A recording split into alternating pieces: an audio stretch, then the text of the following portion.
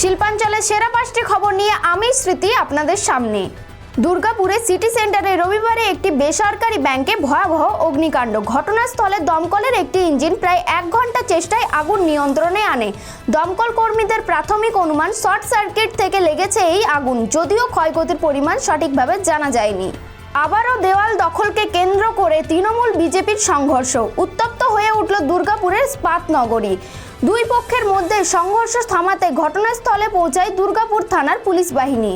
Kunal Ghosh press meet করে জানিয়েছেন, NIA আধিকারিকের সাথে দেখা করেছেন জিতেন্দ্র তেওয়ারি। এই বিষয়ে জিতেন্দ্র তেওয়ারি জানিয়েছেন, আমাদের দেশে যা যা নিয়ম আছে সেই নিয়ম অনুযায়ী আমাদের দেশে যাদের উপর অভিযোগ করা হয় সেই অভিযোগের ভিত্তিতে তার প্রমাণ থাকা দরকার। তাই উনি প্রমাণ করুক যে তিনি কোনো সাদা খাম দিয়েছেন কিনা।